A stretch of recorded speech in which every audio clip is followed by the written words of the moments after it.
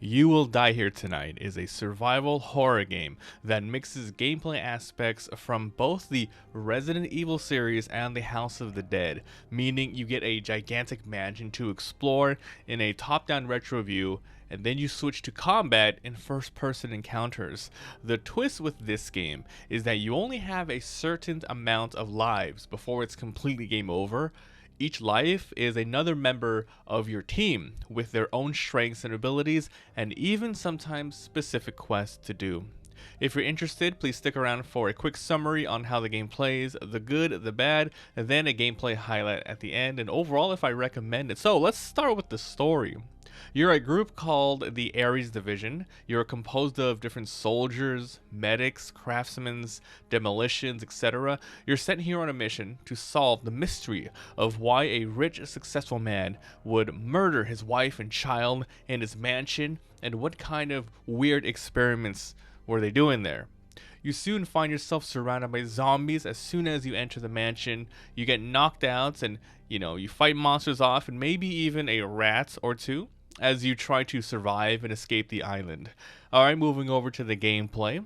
This consists of these different mechanics. You have your top-down exploration, your first-person combat, different puzzles, and then multiple character permadeaths.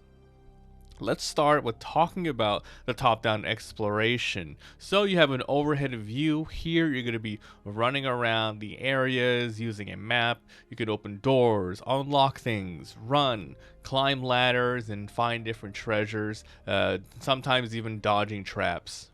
Next is the first-person combat. This can start via pulling out your weapon before an enemy reaches you, or if they grab you, they start the ambush. This then turns into a FPS section. You are stuck in one place while enemies from all directions will come after you. You have various weapons. You could switch to your melee if you need to. Pretty much kill everything, try to survive. You even have on-the-fly healing. You can run if you want to. Next is the different puzzles. There are mandatory and optional puzzles littered throughout the game. The mandatory ones obviously move the story along. The optional ones provide treasures like permanent equipment upgrades, including new guns or even upgrades for those guns. The different puzzles ranges from playing piano keys in the right sequence, reading various prompts, and moving statues around, etc.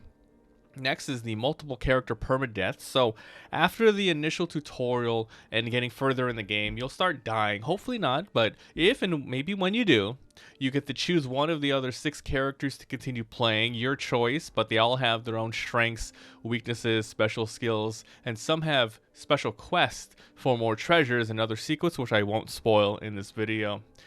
So that's the game in a nutshell. Let's talk about the good and the bad stuff that I experienced, starting with the good stuff. I really like the retro feel here. I'm a sucker for it. It might look like a filter, but it looks modern, but it's also smooth, if that makes any sense. The combat is really fun. It's a top-down to avoid the zombies, running through traps. Starting combat is pretty strategic. You have to, pull out your gun and make sure an enemy is in the room. You want to maybe fight one enemy at a time, or separate them, fight multiple at once. Because once you go into that first-person mode, you either have to shoot one zombie or waves of them start coming after you. So you got stuff like mashing them off to get you, maybe timing an attack. Enemies are in front of you at the start, which is very basic, but then as soon as you get that first encounter where you fight more than one, you're like, why isn't combat ending? It's supposed to end as soon as you kill them, and then you hear something or you get hit. You look around, you're like, oh my god. You have to have a full 360 look around you. It's a very, very cool feeling, and I like that a lot. You get various guns, different etc. So the atmosphere, I think, also works here. You have that RE mansion feel, zombies, monsters. You have that really, really nice tense feeling. It's actual survival horror with limited lives, limited ammo, and limited characters, and med kits and stuff like that. Okay, another good thing I liked was it's a neat story. It's straightforward at the beginning. You go to this mansion, you try to figure out what's going on. Ooh, zombies. But then as you uncover more secrets, you learn the true secret of your mission. Another thing I like is each character is different. like movement speed, inventory size, different abilities like gun upgrading or medkit crafting could only be done with that character. And then once you die, all of your other characters will benefit from those things that you have done. So if someone found a submachine gun, every future character gets that. If you find their body, like if they died a certain place, you can sometimes find their body. They will have a little reaction to it, and then you could pick up, oh, give me all your ammo, etc. And what I really like is like the specific quests that some people do have, and their dialogue reactions. You know, every zombie, if they see it for the very first time, they will comment on it, or if they find a body, etc. So everyone has their own little sort of personality there, which is cool. Another cool thing is puzzles. They're thought-provoking. You know, it ranges from easy to head-scratching all the way to I need a guide. The game's a little indie, but hopefully I can find something online. And I'm not gonna lie, I had to look up a specific puzzle towards the end of the game. Now let's move on to the bad stuff. All right, so I would say it's kind of a short game. This isn't necessarily a bad thing, though. Like, honestly, I finished it in one sitting, and I think, depending on how fast you play, if you want to take your time, you can play in around 2 to 4 hours. This is, once again, good or bad, depending on your mood. After finishing it, I did want more, though, so it was short and sweet. Another thing that was kind of meh about the game is there's cheap deaths. As mentioned, you have 6 characters. It feels bad when you are playing and die with one of your favorites. A tiny spoiler here, but you do have a way to regen them later in a limited quantity, so you still have permadeath. But dying to monsters and zombies, that's okay. You know, you get killed by your own skill, that's fine. But sometimes you die to a puzzle or a specific event that you feel that you had no control over, and you're like, okay, I guess my guy just died. It's later on, though, that you kind of understand the sequence of events where you could have prevented that death. But I guess that's the nature of the game. I mean, the game is literally called You Will Die. So they really want you to just, you know, try different characters and do all that stuff. It's the nature of the game. So pretty much you get a very sour taste during the initial deaths. You feel like, I shouldn't have died there. You feel like this is cheap, this is dumb. But then once you understand the mechanics, the puzzle, you're like, okay, tension is there, you get the satisfaction, and you got to figure it out. So it's like bittersweet, right? It's like crappy, but then you'll understand why later. Another thing that's meh is a lack of enemy types. So without spoiling the different types of enemies, I'd say there's around 7 or 10 of them that I found throughout the whole game. Some of them are even just reskins of holding different weapons. I would have loved more, but once again, it was a short game. They couldn't really add that much in here. Alright, so with that being said, the pros and the cons, the overall experience, is it worth playing, and who should be picking this game up? Man, I think this is one of my favorite little indie games of the year. I wish I had played this on Halloween nights. I actually did have the game ready, but, you know, I was busy doing Halloween stuff. But I did play the day after, November 1st, that night. I had so much fun figuring out the mechanics. The retro look was present, but it was smooth graphically, if that makes any sense.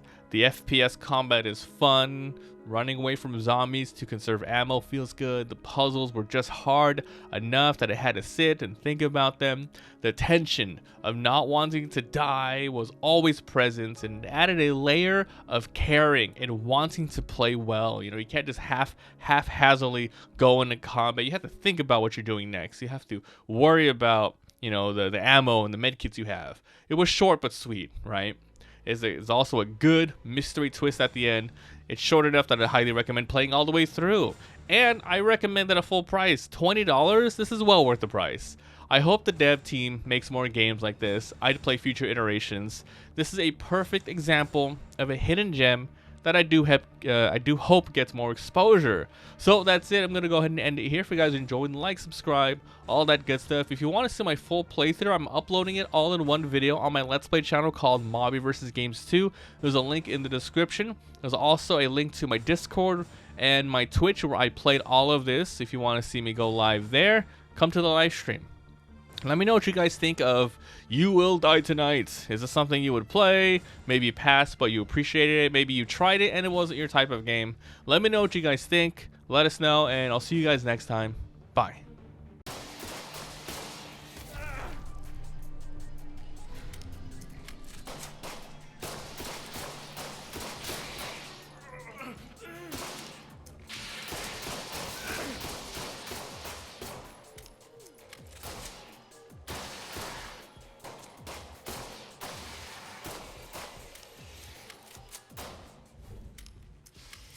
I don't have any more heals.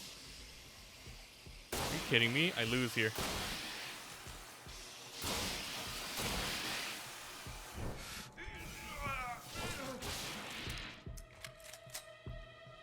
I lose here if there's another health bar.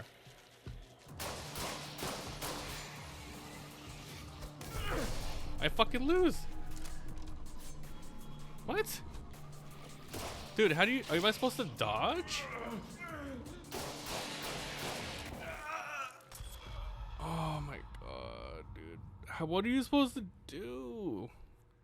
Honestly, is there a dodge button?